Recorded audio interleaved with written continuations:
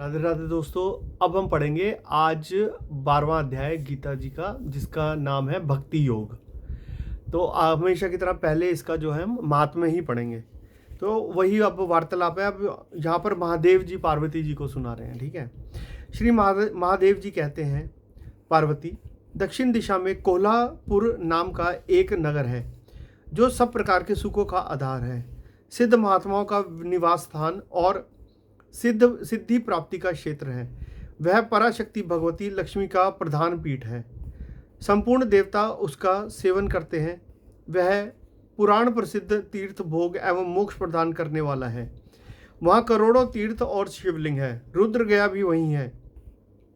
वह विशाल नगर लोगों में बहुत विख्यात है। एक दिन कोई युवक पुरुष उस नगर में आया। उसके शरीर का सुंदर गोरा, नेत्र सुंदर, ग्रीवा शंख के समान, कंधे मोटे, छाती चौड़ी और भुजाएं बड़ी बड़ी थी। नगर में प्रवेश करके सब और महलों की शोभा निहारता हुआ वह देवेश्वरी महालक्ष्मी के दर्शनार्थ उत्कंठित हो मणिकंठ तीर्थ में गया। वहां स्नान करके उसने पितरों का तर्पण किया।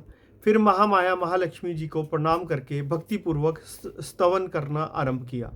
राजकुमार बोला, जिसके हृदय में असीम दया भरी हुई है, जो समस्त कामनाओं को देती है तथा अपने कटाक्ष मात्र से सारे जगत की सृष्टि, पालन और संहार करती है, उस जगन माता महालक्ष्मी की जय हो। जिस शक्ति के सहारे उसी के आदेश के अनुसार परमेष्टि ब्रह्मा सृष्टि करते हैं, भगवान अच्युत जगत का पालन करते हैं और भगवान रुद्र अखिल विश्व का संहार करते हैं, उस सृष्टि, पालन और संहार की शक्ति से संपन्न भगवती पराशक्ति का मैं भजन करता हूँ।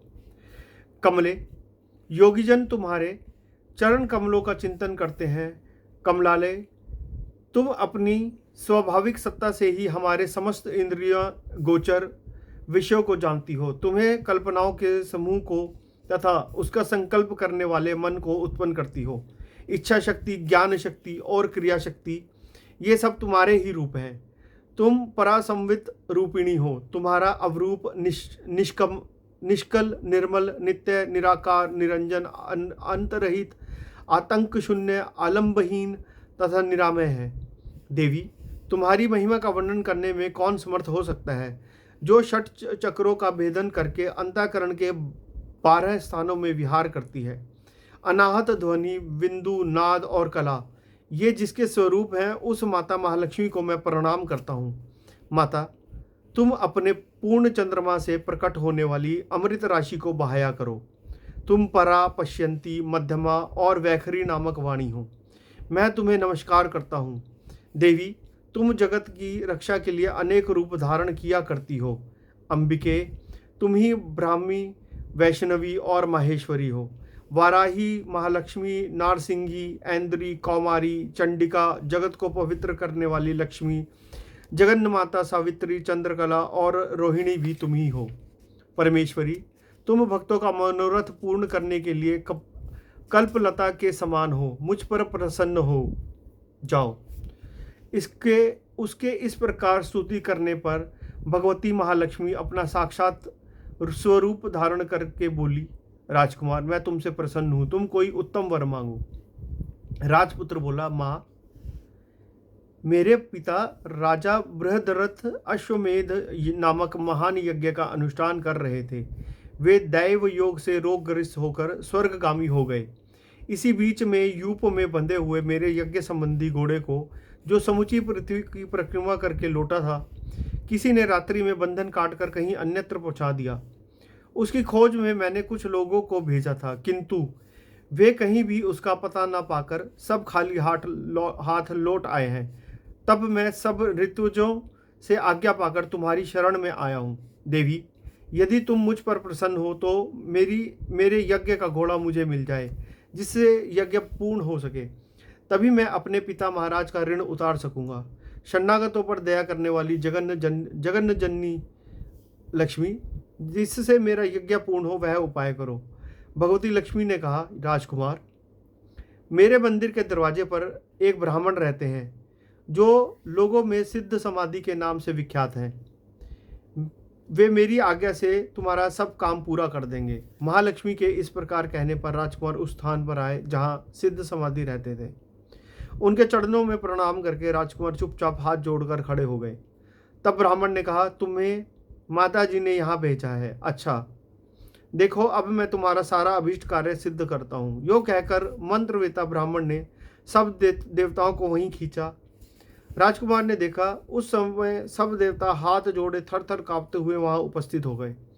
तब उन श्रेष्ठ ब्राह्मण ने समस्त देवताओं से कहा, देवगण, इस राजकुमार का अश्व जो यज्ञ के लिए निश्चित हो चुका था, रात में देवराज इंद्र ने चुराकर अन्यत्र पहुंचा दिया है, उसे शीघ्र ले आओ।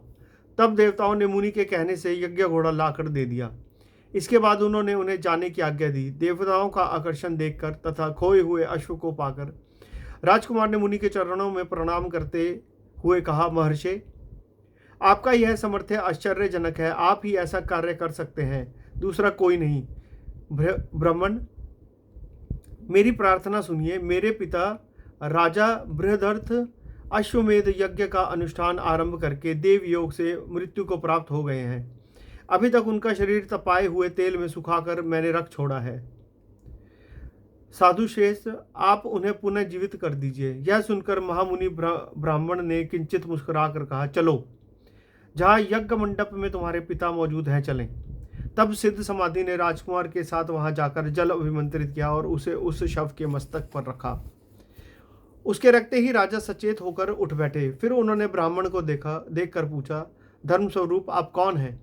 तब राजकुमार ने महाराज से पहले का सारा हाल कह सुनाया। राजा ने अपने को पुनः जीवन दान देने वाले ब्राह्मण को नमस्कार करके पूछा, ब्राह्मण, किस पुण्य से आपका यह अलौकिक शक्ति प्राप्त हुई है? उनके यो कहने पर ब्राह्मण ने मधुर वाणी में कहा, राजन, मैं प्रतिदिन आलस्य रहित होकर गीता के 12वें अध्याय का जप करता हूँ। उसी से मुझे यह शक्ति मिली है जिससे तुम्हें जीवन प्राप्त हुआ है। यह सुनकर ब्राह्मण सहित राजा ने उन ब्रह्म ऋषि से गीता के 12वें अध्याय का अध्ययन किया। उसके महात्म्य से उन सबकी सद्गति हो गई। दूसरे जीव भी उसके पाठ से परम मोक्ष को प्राप्त हो चुके हैं। तो आपको समझ में आया कि 12वें अध्याय का भी अगर आप डेली पाठ कर लेते हो ना, तब भी आपका जो है ना मोक्ष मिल जाना है। तर जाना है आपने, कहीं दूर जाने की जरूरत नहीं है। चुपचाप घर में बैठ के गीता जी का कोई भी एक चैप्टर पकड़ लो, उसको पढ़ना शुरू कर दो। आपका जो मोक्ष है ना यही हो जाएगा। मैंने अपनी एक पिछली वीडियो में कहा था कि हम भगवान को मानते हैं पर भगवान की बात नहीं मानते। ये सबसे बुरी बात है हम लोगों में जो आ चुकी है, सनातनियों में। यहाँ पे महादेव पार्वती जी को ये कहानी सुना रहे हैं और उनकी सुनाई हुई कहानी को मैं पढ़ के आपको सुना रहा हूँ, पर आप इस बात को मानोगे नहीं, है ना।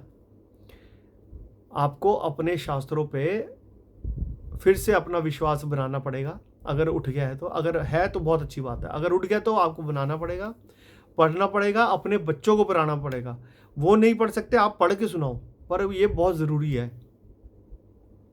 अब इस वीडियो के बाद मैं 12वां अध्याय पढ़ना शुरू करता हूँ। राधे राधे।